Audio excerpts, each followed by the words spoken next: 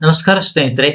ಇಂದು ನಾನು ಈ ವಿಡಿಯೋದಲ್ಲಿ ಒಬ್ಬ ಅಪರೂಪದ ವ್ಯಕ್ತಿತ್ವದ ಬಗ್ಗೆ ನಾನು ಕಂಡಂತೆ ಡಾಕ್ಟರ್ ಕೆ ಎಸ್ ಶರ್ಮಾ ಬಗ್ಗೆ ಮಾತನಾಡುತ್ತೇನೆ.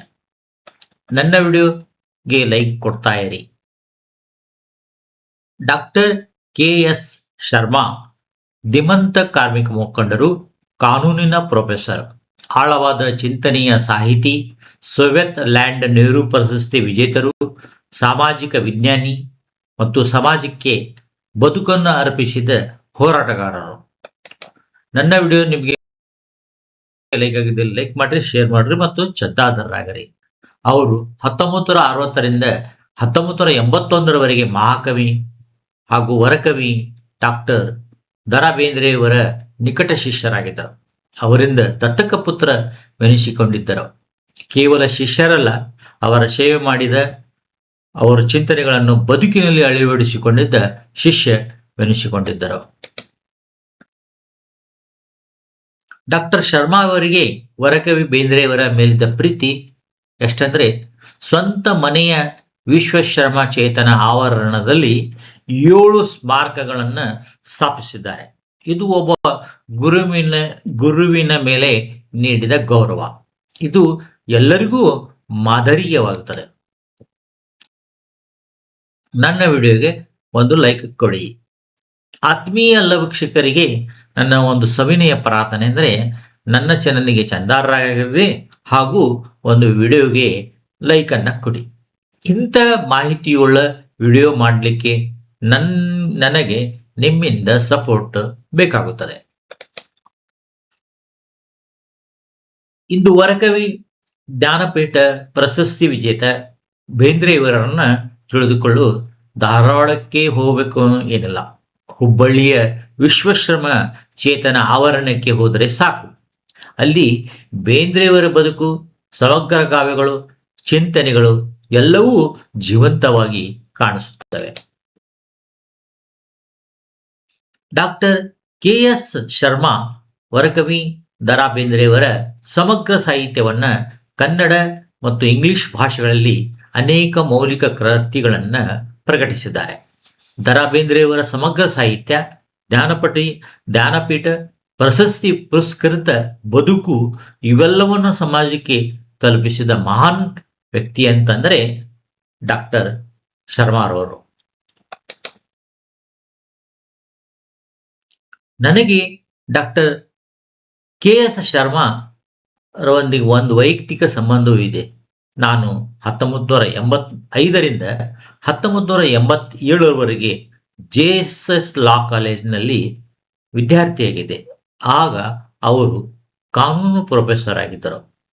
ಕರ್ನಾಟಕ ರಾಜ್ಯ ರಸ್ತೆ ಸಾರಿಗೆ ಸಂಸ್ಥೆ ನೌಕರರ ಮಹಾಮಂಡಳದ ಅಧ್ಯಕ್ಷರಾಗಿದ್ದರಿಂದ ನಮ್ಮ ಬಾಂಧವ್ಯ ಇನ್ನಷ್ಟು ಕೂಡಿತು. ನನ್ನ ವಿಡಿಯೋಗೆ ನಿಮ್ಮಿಂದ ಒಂದು ಲೈಕ್ ಅವಶ್ಯಕತೆ ಇದೆ. ಆ ದಿನಗಳಲ್ಲಿ ಡಾಕ್ಟರ್ ಕೆ ಎಸ್ ಶರ್ಮಾ ಒಬ್ಬ ಪ್ರಾಧ್ಯಾಪಕರಾಗಿ ಮಾತ್ರವಲ್ಲ, ಒಬ್ಬ ಮಾನವೀಯ ಗುರುವಾಗಿ, ಧೀಮಂತ ಕಾರ್ಮಿಕ ಮುಖಂಡನಾಗಿ, ಚಿಂತನೆಯ ದೀಪವಾಗಿ ನಾನು ಅವರನ್ನು ಕಂಡಿದ್ದೇನೆ.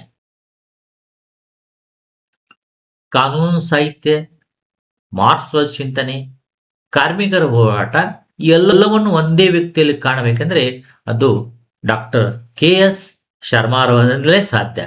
ಕಾರಣ, ಅವರೊಬ್ಬ ಜೀವನದಲ್ಲಿ ಸಿದ್ಧಾಂತವನ್ನ ಅಳವಡಿಸಿಕೊಂಡಿದ್ದ ಮಹಾನ್ ವ್ಯಕ್ತಿ. KSRTC ನೌಕರರ ಮಹಾಮಂಡಳ ಅಧ್ಯಕ್ಷರಾಗಿ ಸಾವಿರಾರು ಕಾರ್ಮಿಕ ಧ್ವನಿಯಾಗಿದ್ದಾರೆ. ಇವರು ಶಿಕ್ಷಣ ಪ್ರೇಮಿ.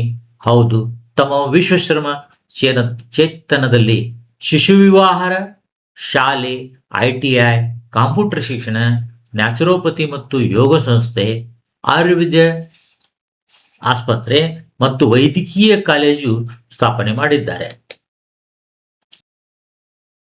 ಡಾಕ್ಟರ್ ಕೆ ಎಸ್ ಶರ್ಮಾ ಕೇವಲ ನಾಯಕನಲ್ಲ, ಕೇವಲ ಸಾಹಿತಿಯೂ ಅಲ್ಲ, ಅವರು ಚಿಂತನೀಯ ಪರಂಪರೆ ಉಳ್ಳವರು. ಇವರು ಕಟ್ಟ ಮಾರ್ಕ್ಸ್ವಾದಿ ಚಿಂತನೆ ಅನ್ನು ತಮ್ಮ ಜೀವನದಲ್ಲಿ ಅಳವಡಿಸಿಕೊಂಡಿದ್ದವರು. ಮಾರ್ಕ್ಸ್ವಾದ ಕಾರ್ಮಿಕರಿಗೆ ನೌಕರರಿಗೆ ಅಳವಡಿಸಲು ಚಿಂತಿಸಿದ ಮಹಾನ್ ವ್ಯಕ್ತಿ. ಇವರು ಕಾರ್ಮಿಕರ ಹೋರಾಟ ಮತ್ತು ನಾಯಕತ್ವದಲ್ಲಿ ಮುಂಚೂಣಿ ಪಾತ್ರ ವಹಿಸಿದ್ದು ಹಲವಾರು ನಿದರ್ಶನಗಳು ನಮಗೆ ಕಂಡು ಬರ್ತವೆ. 66,000 ದಿನಗೂಲಿ ನೌಕರರ ಹೋರಾಟ ಮಾಡಿ ಅವರಿಗೆ ಖಾಯಂ ಉದ್ಯೋಗ ನಡೆಸಿದ ಕೀರ್ತಿ ಇವರಿಗೆ ಸಲ್ಲುತ್ತದೆ. ವಿಧಾನಸಭೆ ಮುಂದೆ ಲಕ್ಷಾಂತರ ಜನರೊಂದಿಗೆ ಜನ ಆಂದೋಲನದ ಮಾಡಿದ್ದು ಇದು ವಿಶ್ವದಲ್ಲಿ ಪ್ರಥಮ. ಯೂನಿಯನ್ ಚಳವಳಿಗಳು ಇವರ ಕಾಲದಲ್ಲಿ ನಡೆಸಿದ ಧೀಮಂತ ಕಾರ್ಮಿಕ ಮುಖಂಡವೆನಿಸಿಕೊಂಡಿದ್ದಾರೆ. Social science of academy Delhi ಇವರಿಂದ ಸಾಮಾಜಿಕ ವಿಜ್ಞಾನಿ ಅನಿಸಿಕೊಂಡಿದ್ದಾರೆ. ಪ್ರಥಮ ಚಿನ್ನದ ಪದಕ ಪಡೆದ ಕೀರ್ತಿ ಶರ್ಮಾ ಅವರದು. ವರಕವಿ ದ.ರಾ. ಬೇಂದ್ರೆಯವರು 4 ತಂತಿ ಕಾವ್ಯದ ಮೇಲೆ ಜ್ಞಾನಪೀಠ ಪ್ರಶಸ್ತಿ ಪಡೆದರು. 4 ತಂತಿ ಸೂಚಿಸುವುದು ಕವಿಯ ಅಂತರಂಗದ ಸ್ವರ, ಬದುಕಿನ ಸೂಕ್ಷ್ಮ ಅನುಭವ, ಹೇಳಲಾಗದ ಭಾವನೆಗಳ ನಾದರೂಪ. ಇಲ್ಲಿ ಬೇಂದ್ರೆ ಹೇಳುತ್ತಾರೆ, ನಾನು ಮಾತನಾಡಿದಾಗ ಕೇವಲ ಪದಗಳ ಬರುವಲ್ಲ, ನನ್ನ ಜೀವದ ನಾದವೇ ಹೊರಬರುತ್ತದೆ. ಇಂಥ ಮಹಾಕವಿ ವರಕವಿ ಗರಡಿಯಲ್ಲಿ ಇವರು ಶಿಷ್ಯರಾಗಿದ್ದರು. ಕಾರಣ ಡಾಕ್ಟರ್ ಶರ್ಮಾ ಅವರ ಸಾಹಿತ್ಯವನ್ನು ತಮ್ಮ ಜೀವನದಲ್ಲಿ ಅಳವಡಿಸಿಕೊಂಡರು.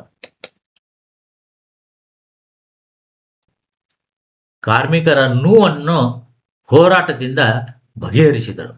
ಅವರೇ ಡಾಕ್ಟರ್ ಕೆ.ಎಸ್. ಶರ್ಮಾ. ನನ್ನ ವಿಡಿಯೋ ಒಂದು ಲೈಕ್ ಕೊಡಿ ಮತ್ತು ಸಬ್ಸ್ಕ್ರೈಬ್ ಮಾಡಿರಿ.